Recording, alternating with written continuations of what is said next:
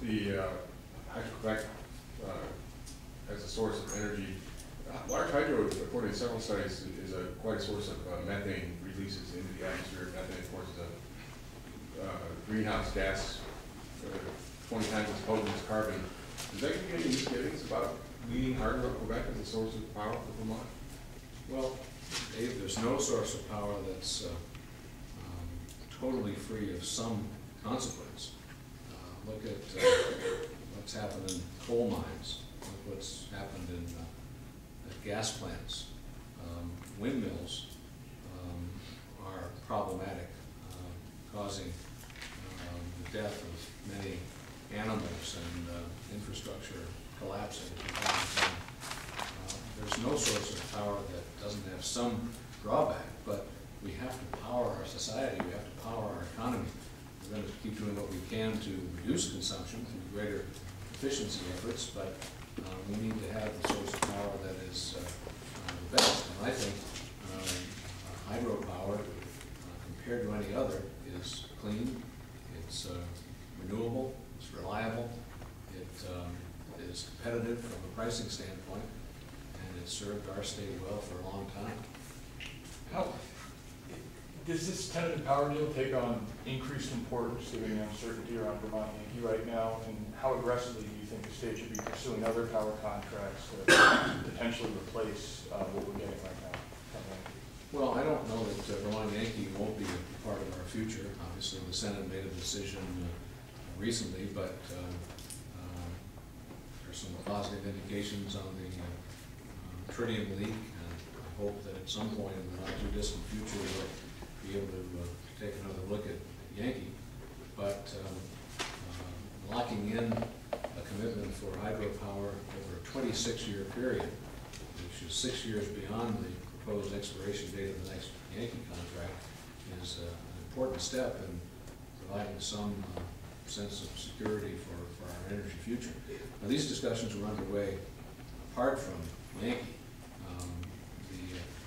The retail utilities in Vermont have been talking to Hydro-Quebec for 7 years, I think, and perhaps they were more motivated to reach an agreement because of the DY uncertainty, but this is a conversation that's been going on for a long time, and it's time came. Doesn't it remove one of the arguments for relicensing the nuclear plant?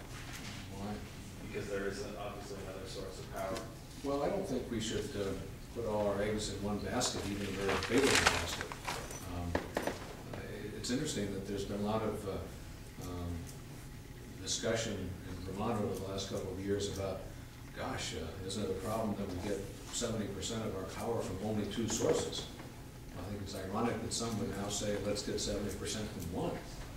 I think it's important to have diversification in our power supply, just as we would in an investment portfolio or any other kind of service. We want to spread the risk and not focus on only one source. Is there any provision in this thing to allow these utilities to maybe increase that component, though? No, I don't know that it's specific in this memorandum of agreement, but Hydro-Quebec not only has substantial additional capacity, but it's building more. So there will be opportunities for additional purchases if all the parties agree that that's in our best interest. Do you think it's in our best interest? It sounds like you don't. I don't think it's good to have our source of power dominated by one particular generating company or type of power. I think diversification that we've had is good, and that's why I think Yankee still is something we ought to look at. Some partnership yesterday, just follow up on that. Now the next step, logical step would be to do a deal with Yankee. It sounds like you agree.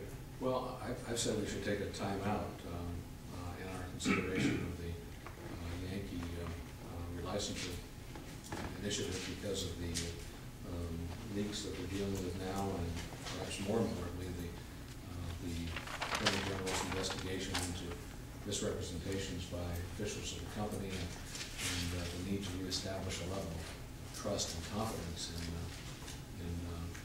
the plan. So, not now, but at some point perhaps. Has the needle on your trust and confidence level gone up at all in recent weeks? I don't know, Dave. Obviously, they made some personnel changes, but I'm kind of wait until the AG finishes his look into this situation and get a clean bill of health, literally on the tritium situation. So I think we ought a little more time perhaps. Is, just about the HQ deal itself, is it really a good deal for Vermont ratepayers if it rides, if the price rides with the market?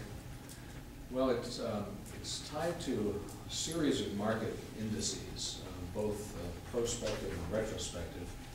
And I don't want to pretend to you I can explain every element of that, John. You should talk with the utility companies. It's market sensitive. It prevents wide swings one way or the other. And I think in that sense is a good deal for both parties, and that's why I called it yesterday a win-win arrangement for both Quebec and Vermont.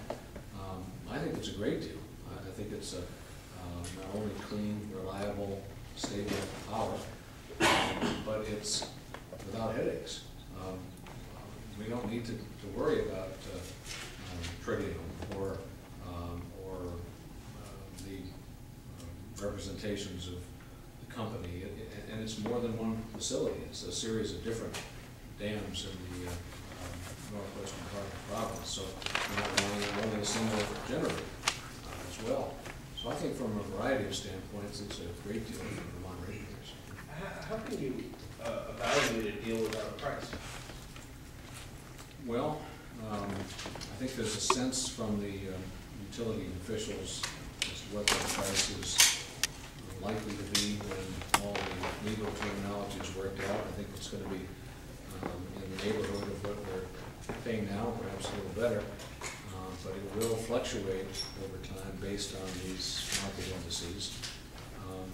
I'm not the expert for this, but those who are feel very comfortable with this arrangement for the next 26 years. And of course, it has to be approved by our Public Service Board, so they'll take a look at it too. Is it right for public utilities to agree to a contract without a specified price attached to it? I think you ought to ask the company, but there are experts not in this building.